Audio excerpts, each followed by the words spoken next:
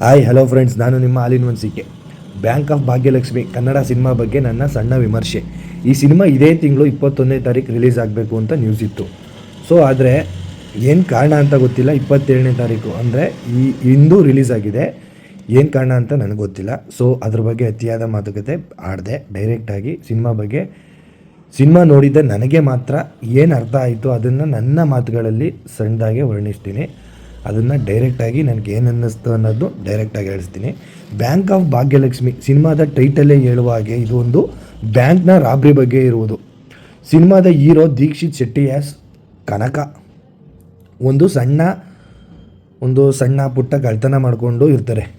ಒಂದಿನ ಕನಕ ಆ್ಯಂಡ್ ಅವರ 4 ಜನ ಫ್ರೆಂಡ್ಸು ಸೇರಿ ಒಂದು ಐಡಿಯಾ ಮಾಡ್ತಾರೆ. ಇದೇ ಥರ ಸಣ್ಣ ಪುಟ್ಟ ಕಳ್ತನ ಮಾಡಿಕೊಂಡು ಎಷ್ಟು ದಿನ ಅಂತ ಇರೋದು. ಸೊ ಒಂದು ದೊಡ್ಡದು ಯಾವುದಾದ್ರು ಕಳ್ತನ ಮಾಡಿ ನಾವು ಲೈಫ್ ಸೆಟ್ಲು ಮಾಡ್ಕೊಳ್ಳೋಣ ಅಂತ ಒಂದು ಪ್ಲ್ಯಾನ್ ಮಾಡ್ತಾರೆ. ಆ ಪ್ಲ್ಯಾನ್ ತಕ್ಕನಾಗೆ ಒಂದು ಬ್ಯಾಂಕ್ ಲೂಟಿ ಮಾಡೋಣ ಅಂತ ಒಂದು ಐಡಿಯಾ ಮಾಡ್ತಾರೆ. ಅದು ಬ್ಯಾಂಕ್ ಅಂದರೆ ಒಂದು ದೊಡ್ಡ ಬ್ಯಾಂಕ್ ಮಾಡೋಣ ಅಂತ ಫಸ್ಟು ಐಡಿಯಾ ಮಾಡ್ತಾರೆ. ಆದರೆ ಆ ಐಡಿಯಾಕ್ಕೆ ತಕ್ಕನಾಗೆ ಆಗದೇ ಆ ಒಂದು ಭಾಗ್ಯಲಕ್ಷ್ಮಿ ಕೋಆಪ್ರೇಟಿವ್ ಬ್ಯಾಂಕ್ ಅದನ್ನು ದರೋಡೆ ಮಾಡಬೇಕು ಅಂತ ಅಲ್ಲಿಗೆ ಹೋಗ್ತಾರೆ. ಒಳಗಡೆ ಹೋದವರು ಬರೋದು ಸಿನಿಮಾ ಎಂಡಲ್ಲಿ. ಅದು ಯಾಕೆ ಏನು ಅಲ್ಲಿ ಏನೇನಾಯಿತು ಒಳಗಡೆ ಹೋಗಿ ಏನೇನು ನಡೀತದೆ ಅದನ್ನೆಲ್ಲ ನೀವು ಸಿನಿಮಾ ನೋಡಿನೇ ಅರ್ಥ ಮಾಡ್ಕೊಬೇಕು, ತಿಳ್ಕೊಬೇಕು. ಸೊ ಈ ಸ್ಟೋರಿ ಹೇಳ್ತಿದ್ರೆ ಅದೇ ಕತೆ ಅದೇ ಹಾಡು ಯಾವುದೋ ಒಂದು ಸಿನಿಮಾ ನೋಡಿರೋ ಫೀಲ್ ಸ್ಟಾರ್ಟಿಂಗಲ್ಲಿ ಬರೋದಂತೂ 100ಗೆ 101% ನಿಜ. ಆದರೆ ಆ ಕತೆನ ತೋರಿಸಿರೋ ರೀತಿ ಇದೆಯಲ್ಲ, ನಿಜಕ್ಕೂ ಡೈರೆಕ್ಟರ್ ಅಭಿಷೇಕ್ ಮಂಜುನಾಥ್ಗೆ ಹ್ಯಾಟ್ಸ್ ಆಫ್ ಹೇಳಲೇಬೇಕು.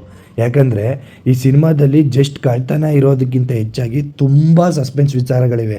ಅದನ್ನೆಲ್ಲ ಹೇಳಿ ಸಿನಿಮಾ ಕತೆ ಬಗ್ಗೆ ಬಿಟ್ಕೊಳ್ಳೋಕ್ಕಾಗಲ್ಲ. ಸೊ ಒಂದು ಸಿನಿಮಾ ಅಂದಮೇಲೆ ಆ ಸಿನಿಮಾಗೆ ಹೋಗಿನೇ ಅದ್ರ ಬಗ್ಗೆ ತಿಳ್ಕೊಬೇಕು. ಸೊ ದಯವಿಟ್ಟು ಸಿನಿಮಾದಲ್ಲಿ ಜಸ್ಟ್ ಒಂದು ಬ್ಯಾಂಕ್ ರಾಬ್ರಿ ಅನ್ನೋದೊಂದು ಜಸ್ಟ್ ಒಂದು ಸ್ಟಾರ್ಟಿಂಗಲ್ಲಿ ಬರೋ ಒಂದು ಕತೆ ಅಷ್ಟೇ. ಆ ಕತೆ ಸಿನಿಮಾ ರಾಬ್ರಿಗೆ ಹೋದವರು ಏನೇನಾಗುತ್ತೆ ಅಲ್ಲಿ ಏನೇನು ನಡೀತದೆ ಅದನ್ನೆಲ್ಲ ನಿಜಕ್ಕೂ ನೀವು ಸಿನಿಮಾ ನೋಡಿ ತಿಳ್ಕೊಬೇಕು. ನಾನು ಪ್ರತಿ ಕನ್ನಡಿಗರಲ್ಲೂ ಕೇಳ್ಕೊಳ್ಳೋದು, ಪ್ರತಿ ಸಿನಿಮಾ ರಿವ್ಯೂಲ್ಲೂ ಕೇಳ್ಕೊಳ್ಳೋದು ಒಂದೇ, ಏನಂದರೆ ಯಾರು ಏನೇ ರಿವ್ಯೂ ಮಾಡಲಿ ಏನೇ ಮಾಡಲಿ ಸಿನಿಮಾನ ನೀವು ಒಂದು ಸರಿ ನೋಡಿ. ಎಲ್ಲರೂ ಎಲ್ಲ ಸಿನಿಮಾನ ಇಷ್ಟಪಡಲೇಬೇಕು, ಇಷ್ಟಪಡಲೇಬಾರ್ದು ಅನ್ನೋ ಯಾವ ಕಂಡೀಷನು ಇಲ್ಲ. ಒಬ್ಬೊಬ್ಬರು ಈಗ 5 ಬೆರಳು ಒಂದೇ ರೀತಿ ಇರಲ್ಲ. ಒಬ್ಬೊಬ್ಬರು ಮನಸ್ಸಲ್ಲಿ ಒಂದೊಂದು ಥರ ಥಿಂಕಿಂಗ್ ಇರುತ್ತೆ. ಸೊ ಅದೇ ರೀತಿ ಸಿನಿಮಾನೂ ಅಷ್ಟೇ. ನಿಜಕ್ಕೂ ನನಗೆ ಫಸ್ಟ್ ಹಾಫಲ್ಲಿ ತುಂಬ ಬೋರಾಗಿದ್ದಂತೂ ಸತ್ಯ. ಇನ್ನೇನು ನಿದ್ದೆ ಮಾಡಬೇಕು ಆ ಲೆವೆಲ್ಗೆ ಹೋಗ್ತಿದ್ದೆ. ಅಷ್ಟರಲ್ಲಿ ಒಂದು ಸಸ್ಪೆನ್ಸ್ ಮುಖಾಂತರ ಒಂದು ಹುಳ ಬಿಡ್ತಾರೆ. ತುಂಬ ಅದ್ಭುತವಾಗಿದೆ. ನಿಜಕ್ಕೂ ನಾನು ಈ ಸಿನಿಮಾ ನಮ್ಮ ಕನ್ನಡ ಸಿನಿಮಾ ಬೆಳಿಬೇಕು ಅನ್ನೋ ಒಂದು ಕಾರಣದಿಂದ ಹೇಳ್ತಾರೆ. ಸಿನಿಮಾದ ಕತೆ ಹಳೇದೇ ಅನಿಸುತ್ತೆ, ಆದರೆ ಅದನ್ನು ತೋರಿಸಿರೋ ರೀತಿ ಇದೆಯಲ್ಲ, ಅದರೊಳಗಡೆ ಬರೋ ಸಸ್ಪೆನ್ಸ್ ಇದೆಯಲ್ಲ, ತುಂಬ ಅದ್ಭುತವಾಗಿದೆ. ಅದರಲ್ಲೂ ಕೊನೆಯಲ್ಲಿ ಈ ಯೂಟ್ಯೂಬರ್ಸ್ಗೆ ಒಂದು ಕಿವಿ ಮಾತಿದೆ. ನಿಜಕ್ಕೂ ಯೂಟ್ಯೂಬರ್ಸು ತುಂಬ ಅದನ್ನು ಲೈಕ್ ಮಾಡೋದಂತೂ ಸತ್ಯ. ಹೀಗೆ ಹಲವಾರು ಅಂದರೆ ಪ್ರತಿಯೊಬ್ಬರು ಕನ್ನಡಿಗರು ಅಂದರೆ ಫ್ಯಾಮಿಲಿ ಸಮೇತ ಹೋಗಿ ನೋಡ್ಬೋದಾದಂಥ ಸಿನಿಮಾನೇ. ಸೊ ಅದನ್ನು ಹೇಳ್ತಾ ಪ್ರತಿಯೊಬ್ಬರಲ್ಲೂ ಒಬ್ಬ ಕಳ್ಳನೂ ಇರ್ತಾನೆ. ಸೊ ಅದ್ರ ಬಗ್ಗೆ ಅಂದರೆ ಸಣ್ಣ ಪುಟ್ಟ ಈ ಥರ ಹೇಳ್ತಾ ಸಿನಿಮಾ ಕಥೆಯೇ ಬಂದ್ಬಿಡ್ತದೆ ಹೇಳಬೇಕು ಅಂತ. ಸೊ ಬೇಡ. ಸೊ ಅದರಿಂದ ಕಡೆಯದಾಗಿ ಇನ್ನು ಸಿನಿಮಾದ ಆ್ಯಕ್ಟರ್ಸು ಬೃಂದಾ ಆಚಾರ್ಯ ಇರ್ಬೋದು, ಗೋಪಾಲ್ ಕೃಷ್ಣ ದೇಶಪಾಂಡೆ ಇರ್ಬೋದು, ಇನ್ನು ನಮ್ಮ ಸಾಧು ಮಹಾರಾಜ್ ಇರ್ಬೋದು, ಶ್ರುತಿ ಹರಿಹರನು, ಹೀಗೆ ಎಲ್ಲರೂ ತುಂಬ ಜನ ಎಲ್ಲರೂ ಅವ್ರವ್ರ ಆ್ಯಕ್ಟಿಂಗ್ ಅವ್ರವ್ರಿಗೆ ಸಿಕ್ಕಿರೋ ಒಂದು ಸಣ್ಣ ಕ್ಯಾಮಿಯೋನ್ ಯಾಕೆ ಇರ್ಬೋದು ಅದನ್ನು ತುಂಬ ಚೆನ್ನಾಗಿ ಮಾಡಿದ್ದಾರೆ ಅಂತ ಹೇಳ್ತಾ ಕಡೆಯದಾಗಿ ಕನ್ನಡಿಗರಲ್ಲಿ ನಾನು ಕೇಳ್ಕೊಳ್ಳೋದು ಒಂದೇ, ನಮ್ಮ ಕನ್ನಡ ಸಿನಿಮಾನ ದಯವಿಟ್ಟು ಥಿಯೇಟರ್ಗೆ ಹೋಗಿ ನೋಡಿ.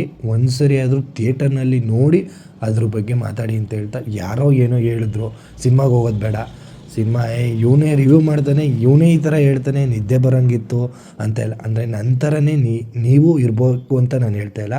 ಸೊ ಎಲ್ಲರೂ ಅವರವರ ಈಗ 5 ಬೆರಳು ಒಂದೇ ಸಮ ಇರಲ್ಲ. ಸೊ ಆದ್ದರಿಂದ ದಯವಿಟ್ಟು ಕನ್ನಡ ಸಿನಿಮಾನ ಥಿಯೇಟರ್ಗೆ ಹೋಗಿ ನೋಡಿ ಸಪೋರ್ಟ್ ಮಾಡಿ ಅಂತ ಹೇಳ್ತಾ ಕಡೆಯದಾಗಿ ನನ್ನ ಅಂದರೆ ನನಗೆ ಸ್ವಲ್ಪ ಗಂಟ್ಲು ಕಟ್ಕೊಂಡಿರೋದ್ರಿಂದ ಅತಿಯಾಗಿ ಮಾತಾಡೋಕ್ಕಾಯ್ತಾಯಿಲ್ಲ. ದಯವಿಟ್ಟು ನನ್ನ ಮಾತುಗಳಲ್ಲಿ ತಪ್ಪಿದ್ರೂ ನನ್ನ ಮಾತುಗಳಲ್ಲಿ ಸ್ವಲ್ಪ ತೊದಲು ಇದ್ರೂ ದಯವಿಟ್ಟು ಕ್ಷಮಿಸಿ ಅಂತ ಹೇಳ್ತಾ ನನ್ನ ಮಾತನ್ನ ಮುಗಿಸ್ತೀನಿ. ನಮಸ್ಕಾರ.